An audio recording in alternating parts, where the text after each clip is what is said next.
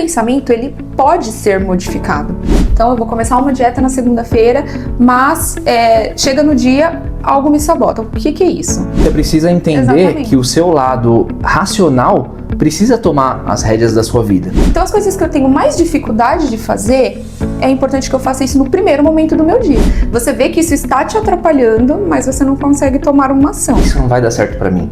Por mais que eu quisesse chegar lá, né? Os pais não são culpados de tudo do mundo, mas parte disso são os modelos que a gente aprende na nossa infância. Como que ela consegue tomar atitudes para poder reprogramar a mente dela?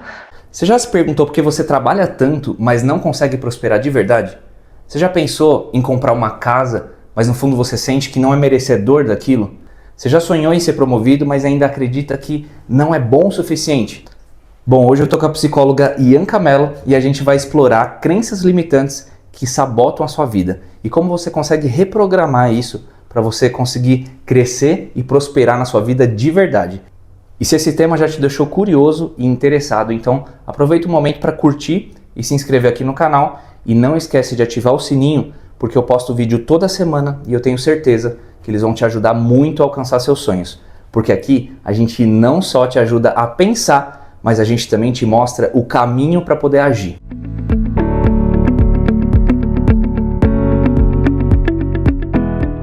Ianca, seja muito bem-vinda ao segundo episódio do nosso podcast Pensação. É um prazer receber você aqui, que aliás, eu estou no seu consultório hoje, né? É verdade. Cada dia eu estou num lugar diferente. Sim. E que bom que a gente trouxe esse tema, porque eu acho que ele é um tema muito relevante e eu acho que a gente vai conseguir ajudar muita gente. Com certeza. E ele é um tema muito interessante, né? Eu acho que muita gente que está assistindo a gente agora talvez não saiba que existe isso, né? Existem crenças que às vezes pode limitar as pessoas e é sobre isso que a gente vai falar. E eu também estou muito curioso para falar sobre esse assunto e aprender com você. Com certeza. Então eu tenho uma primeira pergunta aqui. Como você consegue identificar uma crença limitante? E o que é a crença limitante? Certo. Bom, primeiro para falar sobre as crenças, a gente precisa voltar um pouquinho antes para falar sobre os pensamentos disfuncionais. Nós temos muitos pensamentos que são disfuncionais. Certo. E por que eles acontecem? Né? Nós temos pensamentos automáticos todo o tempo. Então, tudo que a gente vai fazer na vida, existe um pensamento que ele é automático. E ele se dá através da nossa rotina, dos nossos hábitos, da nossa vida. Então, por exemplo, eu vou a famosa dieta na segunda-feira. Então, eu vou começar uma dieta na segunda-feira, mas chega no dia, algo me sabota. O que é isso? É um pensamento automático. De que não, eu não preciso começar hoje, ou pode ser amanhã, já esperei tanto tempo. Então, a gente tem esse pensamento ali que ele vem e faz com que eu não tenha uma ação. Essa ação, que é impedida através do meu pensamento, foi porque isso me gerou uma emoção. Então, existe uma tríade psicológica, que é o pensamento, a emoção e o comportamento. Entendi. Então, eu sempre tenho um pensamento automático, ele vem uma emoção e depois um comportamento. Quando eu tenho esse tipo de pensamento sempre sabotador, ele vem de uma crença. E é aí que entram as crenças. Ela tem um reflexo em todas as nossas ações no cotidiano. A crença, elas são enraizadas desde a nossa infância. Então, a gente tem crenças intermediárias, crenças nucleares, que são essas mais enraizadas. Elas agem desde a nossa infância. Quando você... normalmente ela é definida como algo que eu não sei explicar, eu só sou assim. Então você pergunta pra pessoa, olha, por que você age desse jeito? Isso não tá legal, por que você vê que isso está te atrapalhando, mas você não consegue tomar uma ação. Mudar, né? Você não consegue mudar. Ela acha que ela nasceu assim, ela vai seguir assim pra vida inteira. Exatamente. Essa definição de não sei, eu só sou assim, é as nossas crenças, né? E ela acontece ali na infância, pelo que a gente chama na psicologia de erro lógico cognitivo. Então a gente absorve muitas coisas na nossa vida, desde a nossa infância, desde que a gente é bem pequenininho. E esses comportamentos que são aprendidos, quando acontece como se fosse um erro de processamento mesmo, ele acaba desenvolvendo uma crença. E é essa crença que se forma mais tarde a traços, parecem traços da nossa personalidade ou jeitos que a gente não consegue descrever. E isso tudo, Ianca, ele nasce na infância, é isso? Então significa que a criança passou por algum trauma ou alguma coisa na infância dela que ela leva essa marca pro resto da vida. É isso? Não precisa ser necessariamente um trauma. Na verdade, a maior parte das crenças que nós temos não é um trauma. Não é um trauma. Apenas são situações que a gente vivencia na nossa vida e por uma forma de processamento errado, como se fosse um processamento errado no nosso cérebro. O cérebro, ele é uma máquina muito complexa. Então, eu estou tentando resumir aqui da forma menos complexa possível para que todo mundo consiga se identificar, possa entender as próprias crenças. Inclusive, o objetivo maior que eu pensei em trazer aqui hoje é justamente a pessoa poder identificar a própria crença dela e ressignificar isso. E porque muitas vezes, né, a gente bater nesse papo aqui, muitas vezes, como a gente até disse, né, no começo, a pessoa nem sabe que tem uma crença, ela age, ela toma atitude, né, por muitas vezes, né, a gente vê assim pessoas que não conseguem prosperar, elas se limitam, né, então, por exemplo, né, ela sempre sonhou comprar uma casa, ou comprar um carro, ou até mesmo prosperar, assim, no sentido de trabalho, né, ter eu quero ser um gerente, ou eu quero abrir o meu próprio negócio, mas ela não consegue fazer isso porque ela mesma coloca na mente dela, né, dizendo que não vai dar certo, né? Então ela tem aquele pensamento, vou comprar uma casa. Eu sei disso porque eu era um pouco assim, tá? Eu tinha um pouco dessa mentalidade que me limitava a fazer as coisas, né? E aí aconteceram várias coisas na minha vida que depois eu acho que eu vou ter que fazer um podcast só sobre isso. Sim. Só sobre os meus casos, né? Mas eu era muito limitado. E por muitas vezes, né, eu via e eu pensava assim, isso não vai dar certo pra mim. Por mais que eu quisesse chegar lá, né? Por exemplo, eu queria muito ser gerente. Muito, sabe? Na empresa que eu tô hoje, ou enfim. Só que no fundo, eu tinha uma vozinha lá, um pensamento que falava assim, você não vai conseguir. Você não é capaz de alcançar essa posição, sabe? Você não tem conhecimento suficiente, né? Então, isso tudo ia me limitando e no fim das contas, assim como você disse no começo, né? A gente tem, se eu errar você pode falar, tá? Tudo nasce no nosso pensamento, né? Então a gente pensa, depois do pensamento ele gera uma emoção e depois ele te gera uma ação, certo? Um comportamento. Exatamente. Que vai resultar numa ação. Né? Exatamente. Então, por exemplo, eu e você começamos a ler o mesmo livro. E eu olho aquele livro, acho aquela linguagem muito difícil, termos muito técnicos, aquilo me desperta uma emoção. Sim. De insegurança ou de raiva, porque eu não estou me identificando. Qual que é o meu comportamento? Paro de ler. Você começou a ler um livro e você gostou da linguagem, acho que o tema é super interessante. Que emoção isso te desperta? De felicidade, entusiasmo, empolgação. Qual que é o seu comportamento? Termino de ler o livro.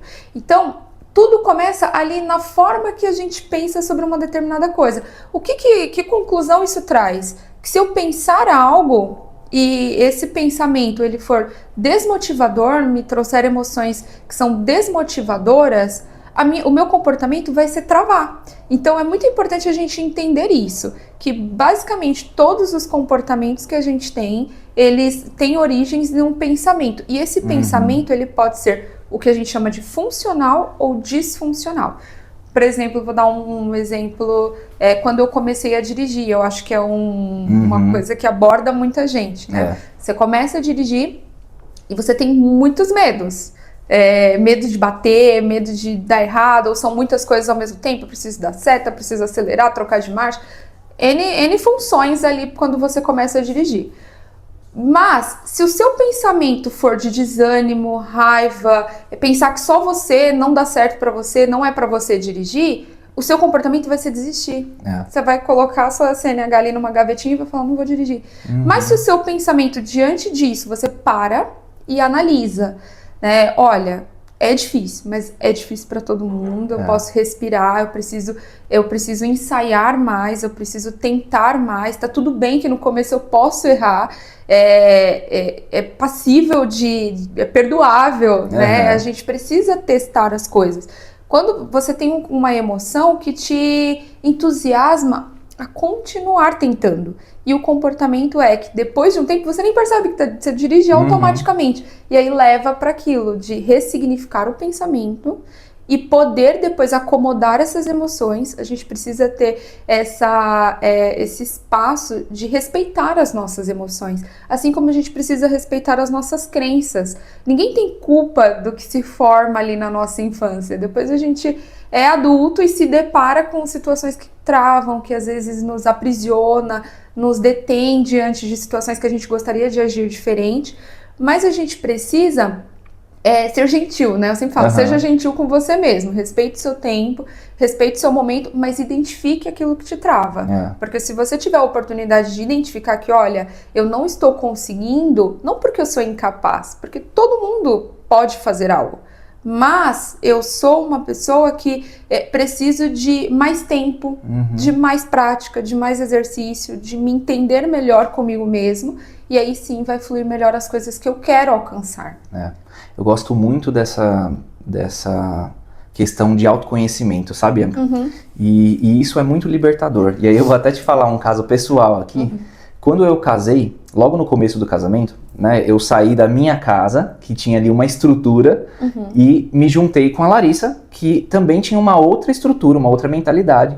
E quando a gente passou, né, a gente casou e passou a morar junto, de vez em quando a Larissa tinha vontade de comer, por exemplo, uma pizza, comer, né, um hambúrguer ali durante a semana, e aquilo para mim era um absurdo, né? Eu falava assim, nossa, não é...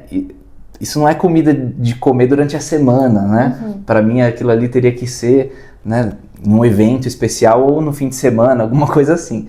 Então, assim, se percebe que é uma coisa muito básica, né? A gente tá falando ali de comida, mas eu tinha uma crença que me limitava, né? Eu saí da casa dos meus pais, onde eu tinha uma ideia, e me juntei com uma outra pessoa que também tinha uma outra ideia, né? Então teve ali vários conflitos, inclusive, sobre isso, né? Sim. Mas assim, isso é só um exemplo bobo, né? De uma alimentação ali durante a semana, né? Uma descontração, mas eu imagino que também deva ter várias outras coisas por trás, né? Por exemplo, se uma criança, né, mora na casa de pais e os pais têm assim comportamentos mais agressivos, de repente de bater na criança, ou até mesmo ausentes, né? Aqueles pais que não têm assim muito carinho, que não abraça, ou que fala palavras negativas para a criança, né? Do tipo, meu, você é muito bagunceiro, ou você faz tudo errado, né? Eu imagino, né, que isso traga impactos, né? Eu queria que você falasse um pouquinho mais sobre isso. Sim. Primeiro, esse exemplo que você trouxe particular seu te leva exatamente para um lugar onde as suas crenças, elas são realmente de que sair no meio da semana é algo que é errado, porque a semana é um momento de trabalho, de foco. Isso, então é como se o lazer é uma recompensa. Então eu não posso me recompensar antes de ter feito o trabalho. Né? Então quando a gente desenvolve isso, acaba, né, indo para um lugar de rigidez, né, justamente onde se instalam crenças, onde existem crenças que você precisa vir a trabalhar. E esse segundo momento que você pontuou sobre a infância, né, sobre o que os pais falam, até os filósofos antigos falavam, os pais não são culpados de tudo do mundo, mas parte disso são os modelos que a gente aprende na nossa infância, porque quem é a nossa referência? São os pais. São os nossos pais sempre, São os nossos pais, são aqueles que a gente atribui como a figura paterna e materna na nossa vida, né, em diferentes configurações, independente dessa configuração familiar, se é com a avô, com a avó, com a mãe, com o pai, só com a mãe, só com o pai, mas é quem aquela criança tem como modelo. E isso faz com que a criança tem ali um espelho do que é certo e errado, né? Do que é bom e ruim, porque são as primeiras impressões que a criança está tendo sobre o mundo, né? E aí, quando você tem um ambiente onde o seu pai ou a sua mãe tem esse tipo de rigidez, quando a criança, um exemplo, tem uma dificuldade de aprendizado e aí o pai vai e fala, você não vai ser ninguém na vida assim, né? Você é burro. Você é burro, atribui adjetivos com a criança.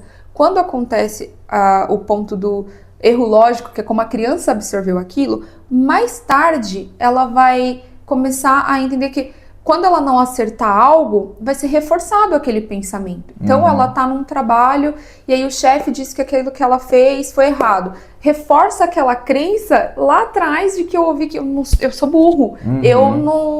Eu sou burro, eu não consigo fazer, eu não vou ser ninguém na vida. Então cada vez que essa pessoa mais tarde, então esses são os reflexos do que a gente vive na infância, vai reforçando sobre aquilo, a vida né? adulta, são reforços. E o reforço, ele pode ser positivo ou negativo.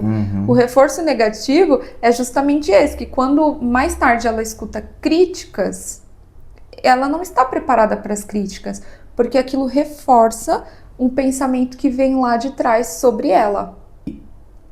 Como que a pessoa consegue identificar, né? A gente sabe que, aí você pode até confirmar, né? Mas eu entendo que todo mundo tem uma crença limitante. Sim. E se você não tem uma crença limitante, ou pelo menos acha que não tem, essa já é sua crença limitante.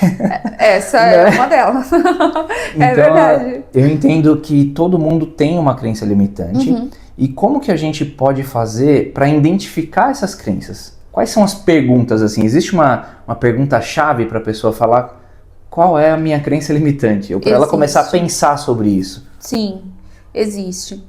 Quando você tem esse tipo de pensamentos tão rígidos, né, e você percebe que as mudanças são um obstáculo muito grande para você, é hora de começar a fazer autoquestionamentos, né?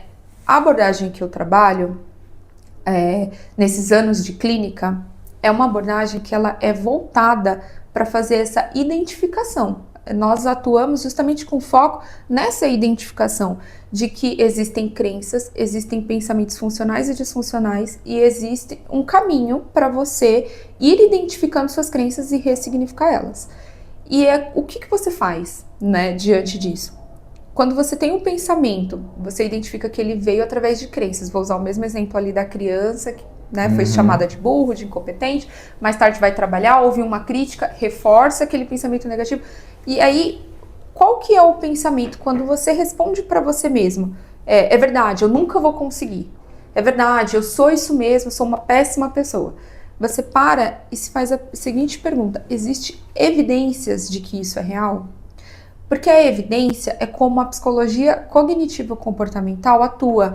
Ela atua com os fatos, né? É uma terapia que ela trabalha com evidências científicas, com testes. Então, o questionamento é para trazer o fato, né? Então, se eu penso, eu sou burra, eu sou muito incompetente, e aí eu paro e me pergunto, existe alguma evidência de que isso é real? Absolutamente tudo que eu fiz foi ruim? Que coisas boas eu fiz que foram relevantes? E aí você percebe que existe um padrão, né, de que não há evidências de que tudo que eu faço é ruim, mas eu me sinto assim. Então, se não há evidências, não é uma verdade sobre mim, né? E isso mostra que eu tenho o quê? Pensamentos disfuncionais que eu preciso reorganizar. Então, o primeiro passo para identificar crenças é fazer o seguinte questionamento: existe evidência de que isso é real? De que isso é o que eu sou? Eu só sou isso? Porque, na verdade, nós somos muitas coisas. Talvez você tenha mais ou menos habilidades em algumas coisas que você precisa estimular mais. Sim. Mas não há uma rigidez tão grande de que eu só sou isso. Eu sou péssimo, sou horrível.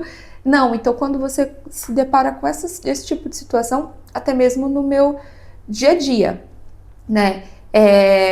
Aliás, no nosso dia a dia. Tem um exemplo que eu costumo usar bastante no consultório, que é a diferença de você pensar funcional e pensar positivo, né? Que muita gente confunde, né, os dois termos. E aí a gente fala, olha, a gente precisa pensar mais funcional, que é com mais coerência com a realidade. Ah, eu tenho medo de dirigir, mas eu posso dirigir. E não quer dizer que eu tô pensando positivo, eu tô pensando de forma funcional. E o exemplo que eu sempre uso é, imagina que eu pego uma moto e falo pra você, Bruno, eu vou pegar a minha moto, não piloto motos, só no exemplo, uma moto, vou colocar um bebê na garupa, a 200 km por hora na Dutra, e vai dar tudo certo porque eu sou uma ótima piloto. Eu tô pensando positivo? Muito. Tá. Muito positivo, eu sou ótima piloto, vai dar tudo certo. Mas é funcional? Tem alguma evidência de que isso vai dar certo? Não. Então, tem coisas que, embora positivas, são disfuncionais. E a gente precisa identificar o que a gente pensa de funcional e disfuncional. Consegue compreender essa diferença? Com alguns exemplos, ajuda a gente a elucidar melhor a situação, a ilustrar, né? De que pensar funcional é analisar. Tem evidências de que isso vai dar certo? Sim. Ótimo, então eu posso seguir por esse caminho. Tem alguma evidência de que eu sou isso, de que isso é assim, enfim? Não, então é um pensamento disfuncional. E aí o que eu faço? Descobri que eu tenho um monte de pensamento disfuncional, que tudo que eu penso é meio mirabolante. Essa já era a minha próxima pergunta. Você descobriu e aí, o que você faz com isso? Porque é a pergunta de $1 milhão, que todo mundo faz no consultório. Porque a ideia é a gente tentar identificar, né? Ou pelo menos tentar mostrar para as pessoas como consegue dar esse primeiro passo, né, para identificar isso. Exatamente. E depois disso, como que ela consegue tomar atitudes para poder reprogramar a mente dela, né? Porque eu entendo que quando você tem uma formação, né, você vai construindo, e aí o nosso cérebro, ele é construído durante a nossa vida inteira, né? Exato. A gente vai ali juntando os neurônios, né, e construindo os caminhos, Sim. Né? E aí quanto mais a gente vai estudando aquilo, quanto mais a gente vai vivenciando aquelas situações, ele vai reforçando. É verdade. E aí, como que você consegue mudar, né? Você foi a sua vida inteira aquela pessoa que seu pai te ensinou, você precisa economizar, guarda dinheiro. Então aí você acaba criando aquela mentalidade, né, de uma pessoa, não que isso seja totalmente ruim, né? Mas você acaba criando aquela visão da pessoa poupadora ao invés de uma pessoa investidora, por exemplo, que se arrisca, né? Que se arrisca pelo menos o mínimo para você conseguir prosperar mais na vida, né? Porque aquela pessoa que é muito poupadora até me faz lembrar daquela passagem bíblica dos talentos, né?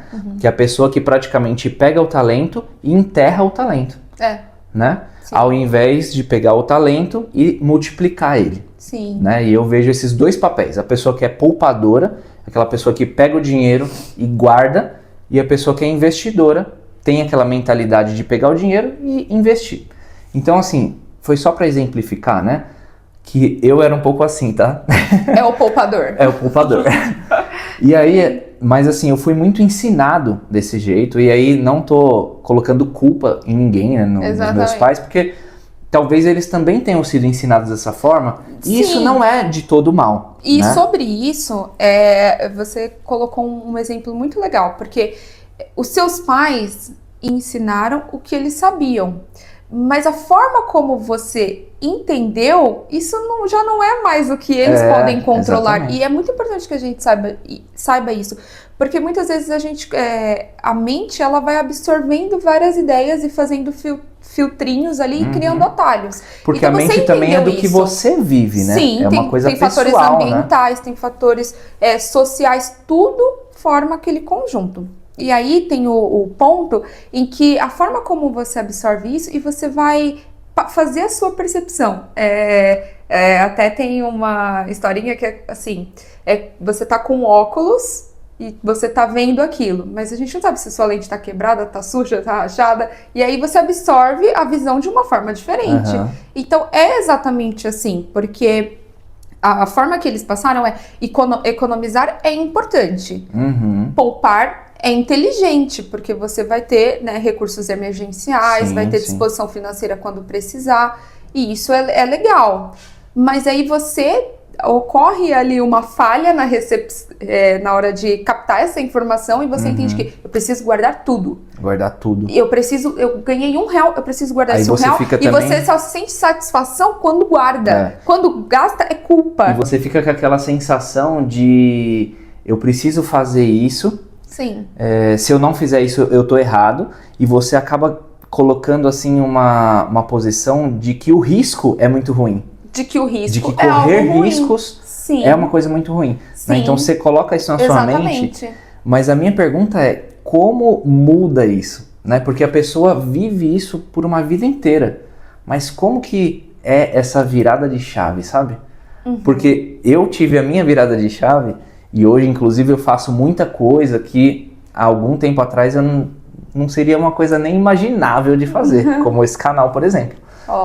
E Sim. como que é essa virada de chave na nossa cabeça, assim? Como que isso funciona? Sim. Olha, sobre o ponto mais interessante, que é eu entendi como identificar as minhas crenças, que pensamentos funcionais e disfuncionais eu tenho, começa a fazer esse questionamento socrático, e aí você identifica, é um pensamento disfuncional, ou seja, está relacionado a crenças, coisas que eu observei na minha vida. Aí é a hora de ressignificar esses pensamentos. E é muito importante que todo mundo saiba, né, que o pensamento ele pode ser modificado. O pensamento ele é modificável. Né? Existe um ponto muito importante na nossa mente, que é a nossa neuroplasticidade. E ela faz com que a gente possa trilhar outros caminhos e esses passem a ser os nossos novos caminhos, o nosso caminho. Então, é muito importante que a gente entenda que eu vi que aquele pensamento, ele é um pensamento sabotador. Né? Então, ele está relacionado à minha falta de progresso, à minha falta de...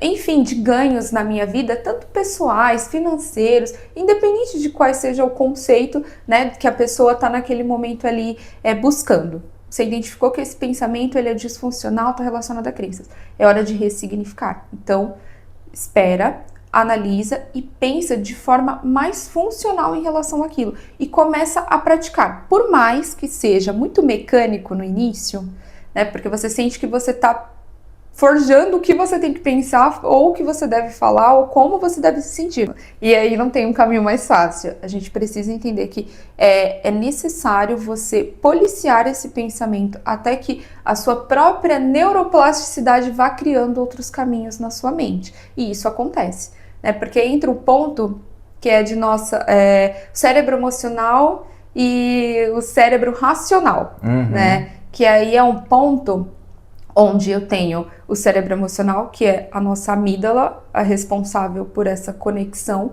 e o nosso cérebro racional, que é o córtex pré-frontal. Esse tema é um tema muito bom, né? É maravilhoso, muito porque bom de entender, você né? começa a perceber a riqueza que é a nossa mente. E que ela é extremamente complexa de se definir, mas hoje nós temos tantos recursos a nosso favor, e principalmente de entender que mesmo que tudo isso está acontecendo, né, córtex pré-frontal, amígdala, um quer agir de uma forma, o outro quer agir de outra, mas que eu posso modificar o meu comportamento, escolher que comportamento eu acho mais coerente ter naquele momento, e aquilo futuramente vai vir ser a minha nova forma de agir. Provavelmente você citou que para você coisas que você faz hoje seriam muito difíceis, né, de imaginar anos atrás. Claro, mas quando você entendeu que existia um padrão de comportamento e resolveu ressignificar esse padrão, por mais que aquilo fosse desconfortável, é aí que entra a parte do nosso cérebro emocional. Ele quer conforto. Então eu prefiro ficar onde eu tô, prefiro ficar quietinho, não me mexer, porque aqui é um lugar seguro. E o nosso cérebro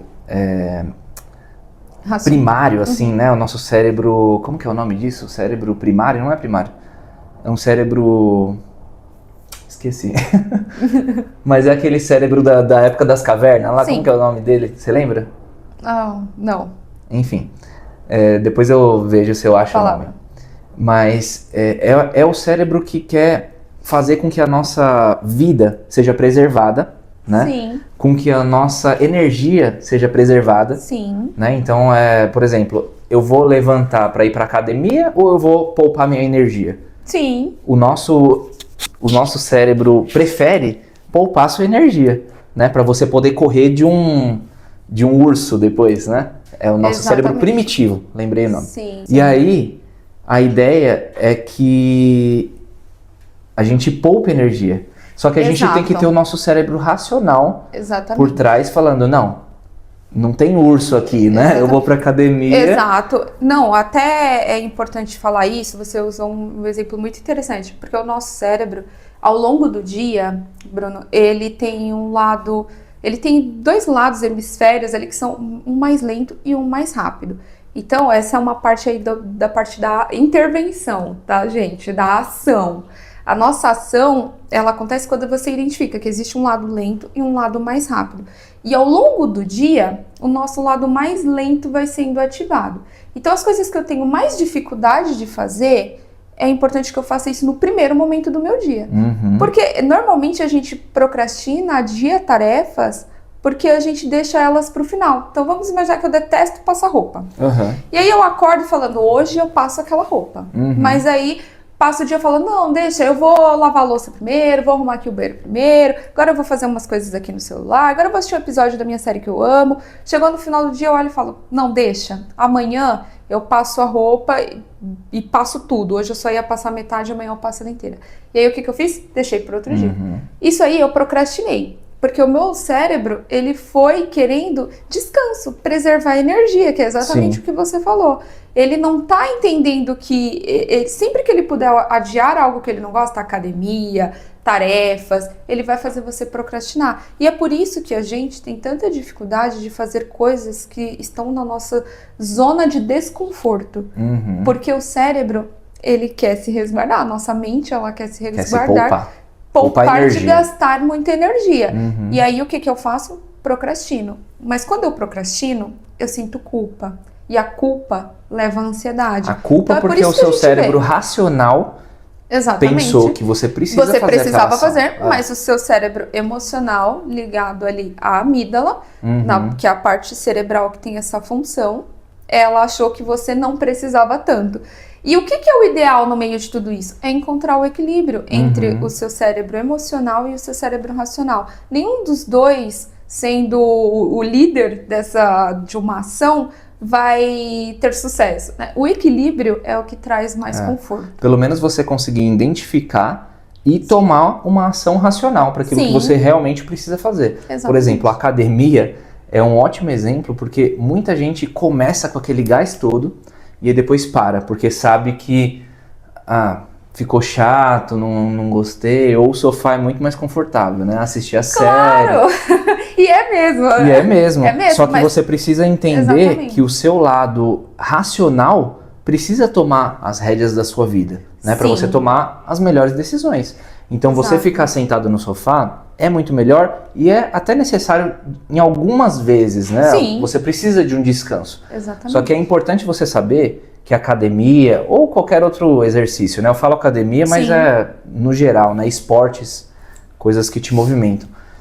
É importante para sua saúde, né? É importante para te levar a uma velhice saudável. Mas acontece justamente isso, Bruno. As pessoas, elas normalmente, a gente vai para esse lugar de adiar tarefas, adiar o início de um exercício físico, porque a gente acaba escutando ali aquela necessidade de conforto. É o que eu sempre falo no consultório. O cérebro, ele sempre vai pedir para você ficar em casa no sofá e na pipoquinha, porque ele quer prazer imediato, né? E ele não entende que depois que você fizer o exercício, você vai se sentir feliz, tanto por ter se exercitado, vai ter um benefício no corpo, vai ter um benefício na mente, você vai ter um benefício de ter cumprido a tarefa, porque às vezes só de cumprir uma tarefa a gente se sente tão forte, né? Eu não ia, fui. Mas o cérebro, ele quer o prazer imediato, ele não quer esse prazer que vai vir depois, essa satisfação que vai vir depois. Então a gente precisa ir contra esse pensamento automático. A gente volta lá no pensamento automático, de que eu posso começar amanhã, pode ser depois. Eu preciso ir contra e entender que não. Ressignificar o pensamento eu preciso ir porque depois eu vou me sentir bem. Eu não estou me sentindo confortável agora de ter que fazer isso, mas depois isso vai me trazer muita satisfação. Esse assunto de prazer imediato é o que daria mais um podcast inteirinho, né? Para falar sobre prazer imediato, redes sociais, dopamina, ansiedade. Ansiedade. Porque tudo isso leva a um lugar que infelizmente a gente tem visto muito hoje, que é da ansiedade. Sim. Não porque a pessoa só não se exercitou, não porque a pessoa só não dormiu direito, mas pelo conjunto de fatores que a nossa mente envolve e levam para esse lugar, né, de ansiedade, de frustração, de dificuldade em realizar tarefas. E aí as coisas elas vão ficando tão pesadas que aí o que era só um exercício, já não quero trabalhar, já não me sinto feliz em X coisa, Y coisa, e aí vai levando para vários lugares diferentes. Sim, é muito importante ouvir isso e é muito importante falar isso, né, para o nosso público. A nossa visão, né, você até falou do nosso óculos, né, a gente enxerga com a nossa lente, né? É a nossa lente. E por trás dessa lente, enfim, a gente conta uma história da nossa própria vida, né? E a gente vai construindo aquela história, onde eu vou chegar? E aí, eu queria que você falasse um pouquinho mais sobre isso, já pra gente ir caminhando pro fim. A gente consegue começar a contar uma nova história pra nossa vida, e essa história, de fato, virar ali tangível, conseguir se materializar, ou seja, a pessoa consegue mudar a história da vida dela, do tipo... Eu quero ser muito gerente, mas eu nunca vou conseguir. Eu quero comprar minha casa, mas eu nunca vou conseguir. A gente consegue silenciar essa vozinha que fala que você não vai conseguir e começar a contar uma nova história na sua vida. E aí, emendando, eu já queria que você desse uma mensagem final para as pessoas. Aí você pode ficar à vontade para falar um pouquinho das suas redes sociais, do seu trabalho. Sim. Todo comportamento ele pode ser modificado. Os nossos pensamentos eles podem ser modificados. Então, à medida que a gente idealiza ou espera uma nova história para a nossa vida, basta a gente entender que tipo de pensamento nos levam para esse lugar de dificuldade, né? Eu sempre falo, anota num papel, tenha metas claras dos seus objetivos, todos os dias. Olha aquilo, pensa no que você pode fazer hoje, no que você pode fazer semana que vem para alcançar os seus objetivos, né? Isso não vai te gerar mais ansiedade, vai te gerar satisfação cada vez que você der um micro passo na direção daquilo. Sim. Se a pessoa pensa que ela se sente, por exemplo, incapaz de evoluir no trabalho, né? Entenda quais são as suas reais dificuldades hoje, as reais dificuldades, não aquelas que a gente coloca na nossa vida como sendo impossíveis de ser modificadas. A sua dificuldade é com estudo, é com aperfeiçoamento técnico, prático.